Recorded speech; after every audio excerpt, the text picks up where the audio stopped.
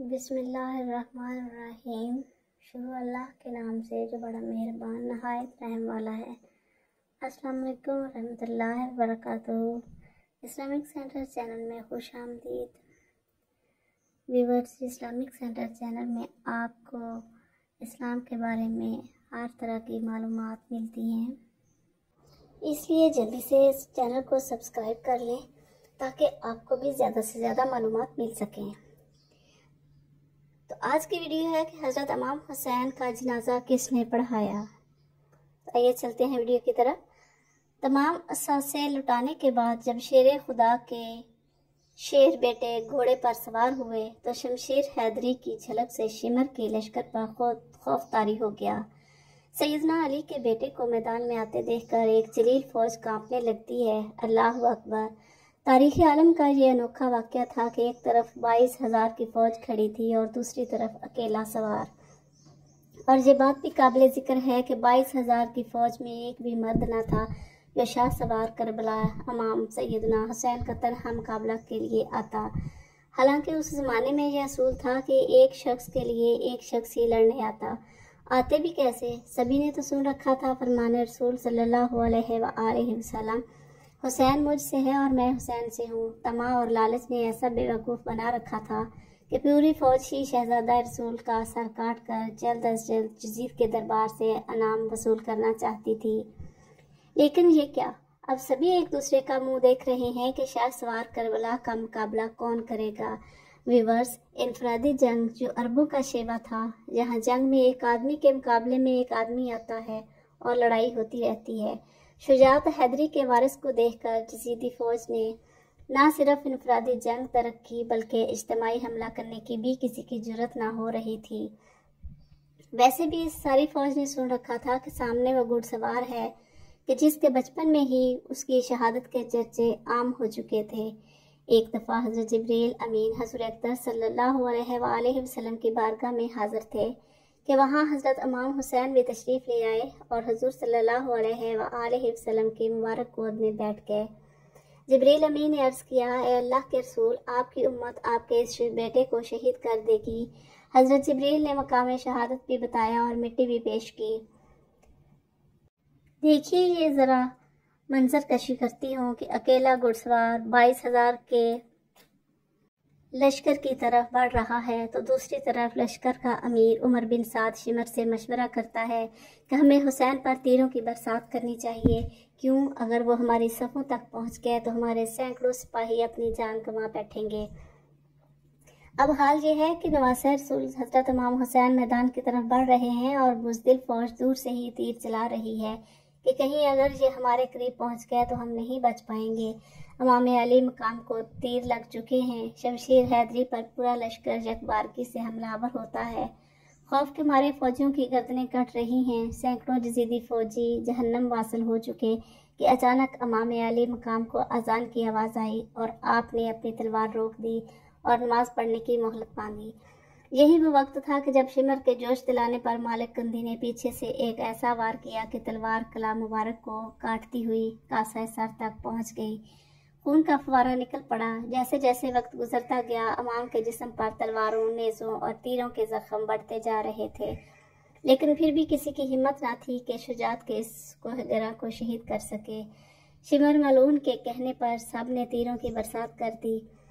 خولی بن یزید نواسہ رسول صلی اللہ علیہ وآلہ وسلم کا سر کاٹنے کے لیے آگے بڑھا، لیکن ہاتھ کانپ گئے۔ پھر شکل قلب بدبخت اور ذلیل سنان بن انس آگے بڑھا اور انعام اکرام کی لالچ میں امام علی مقام کا سر تن سے جدا کیا۔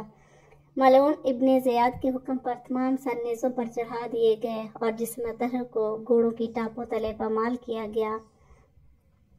شہادت حسین رضی اللہ تعالیٰ عنہ تاریخ انسان کا ایک غیر معمولی واقعہ ہے کہ پیغمبر کے پیروکاروں نے اپنے نبی صلی اللہ علیہ وآلہ وسلم کے نواسے کو بے دردی سے شہید کر کے اس کا سر اقدس نیزے پر سجایا۔ یہی نہیں، خاندان رسول صلی اللہ علیہ وآلہ وسلم کے شہزادوں اور اصحاب حسین کو بھی اپنے انتقام کا نشانہ بنا کر انہیں موت کے گھاٹ اتار دیا۔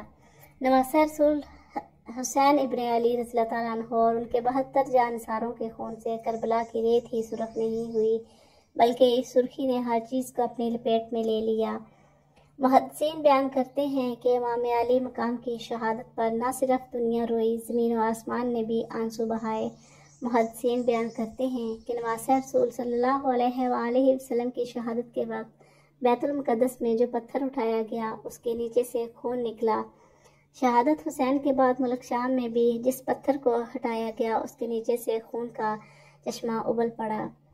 محدثین کا کہنا ہے کہ شہادت حسین پر پہلے آسمان سرخ ہو گیا، پھر سیاہ ہو گیا۔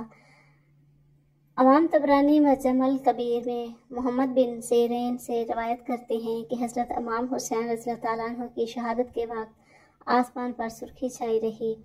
اس کے علاوہ امام بہقی نے اپنی کتاب دلائل النبوت البہقی میں یہ روایت نقل کی ہے کہ حضرت علی بن مسہر نے اپنی دادی سے یہ روایت کی ہے کہ انہوں نے کہا کہ امام حسین کے زمانہ میں کم عمر دوشیزہ تھی، اس وقت آسمان کئی دنوں تک جمے ہوئے خون کی مانند ہو گیا تھا۔ حضرت امام حسین کی شہادت کے بعد سید زادیوں کو قیدی بنا لیا جاتا ہے۔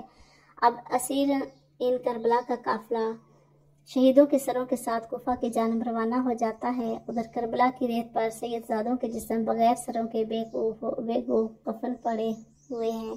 اللہ اکبر۔ تاریخ گواہ ہے کہ شہادت کے 3 دن بعد 13 محرم کو مقام حاضریہ سے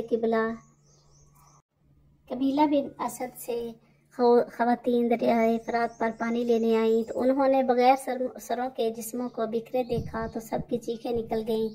واپس گھروں کو لوٹی اور اپنے مردوں کو بتایا کہ خاندان نبوت کی لاشیں بکھری پڑی ہیں، ہمیں ان کو دفنانا چاہیے۔ چنانچہ کچھ مرد ان کے ساتھ میدان کربلا پہنچے اور قبریں کھودنا شروع کر دیں۔ سبھی جنازہ پڑھنے کے لیے تیار تھے کہ اتنے میں ایک گھوڑا سوار شخص آیا اور حضرت امام حسین کے جسم کے ساتھ لپٹ کر رویا۔ اس شخص کا رعب دبدبا اتنا تھا کہ ان کے لیے مصلی خالی کر دیا گیا۔